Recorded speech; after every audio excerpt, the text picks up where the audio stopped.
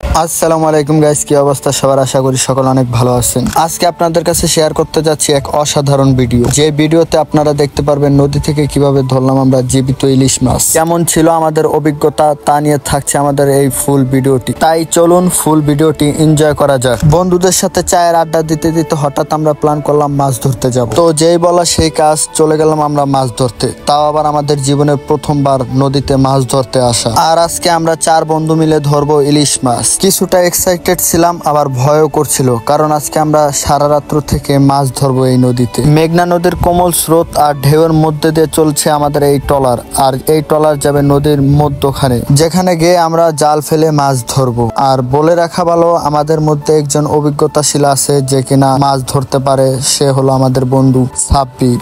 নদীতে যাওয়ার পর একটি অসাধারণ দৃশ্য আমার চোখে পড়লো। সকল জেলেরা একে অপরের সাথে লাইটের আলোর মাধ্যমে যোগাযোগ করছে। এটা খুবই অসাধারণ একটি দৃশ্য এবং একটি অভিজ্ঞতার বিষয়। আর আপনারা দেখছেন যে আমাদের মাঝি ভাই, এই যে সাব্বির ভাই, আর এসে ভাইয়ের নাম কি, সে তারা জাল ফেলাচ্ছে আর কি। অনেক সময় লাগবে। আর ওই যে লাল বাতি, ওইটা হচ্ছে আমাদের ওই লাল, ওইটা কি সাব্বির? লাল ওইটা কি? আমাদের বয়া। আর আমাদের সাব্বির ভাই খুবই এক্সাইটেড। আর সে নতুন বিয়ে করছে, তার জন্য সবাই দোয়া করবেন আল্লাহ পাক যেন তার এই যে সংসারে বরকত দান করে আর ছেলে সন্তান দেয়। আর এমনিতে কিন্তু সাব্বির একা একাই আসে মাছ ধরতে।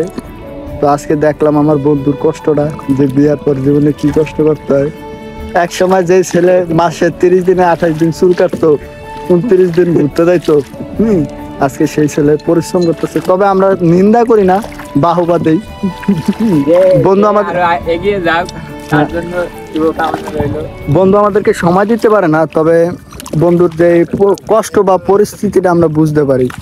জাল ফেলানোর পর প্রায় 1 থেকে 1.5 ঘন্টা আমাদের অপেক্ষা করা লাগবে এই জাল উঠানোর জন্য। ততক্ষণ আমরা বসে বসে বরিশালের সুন্দর সুন্দর লঞ্চ দেখছিলাম এবং গল্প করতেছিলাম। 1 থেকে 1.5 ঘন্টা অপেক্ষা করার পর উঠানো হচ্ছে আমাদের সেই জাল। আরো 30 থেকে 40 মিনিট ধরে উঠাতে থাকবে এই জাল। আর এই জালের মধ্যেই পাওয়া যাবে আমাদের সেই ইলিশ মাছ।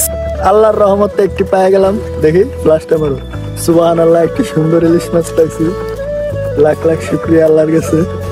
আমরা খুবই এক্সাইটেড মাছটা নিয়ে। গাইস, আমরা একটা বেড়া ইলিশ মাছ পাইছি।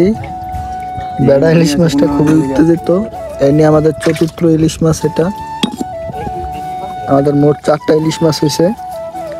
তো আল্লাহর অশেষ রহমতে আমাদের 4টা ইলিশ মাছ হয়ে গেছে। যে আরেকটা বেড়া ইলিশ আছে।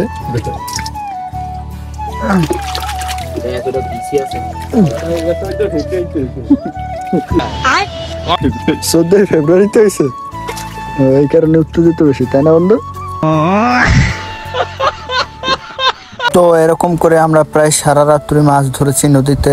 দীর্ঘক্ষণ অপেক্ষা করার পর যখন একটি মাছ পাই, তখনকার মুহূর্তটা খুবই সেরা একটি মুহূর্ত। আমাদের কাছে এটা সেরা মুহূর্ত হলেও জেলেদের কাছে এটা নিত্যদিনের কাজ। আর এই উপার্জন দিয়েই চলে জেলেদের পুরো একটি পরিবার। তো গাইস, ভালো থাকবেন সবাই। দেখা হবে পরবর্তী কোনো এক ভিডিওতে। আল্লাহ হাফেজ, টাটা, বাই বাই।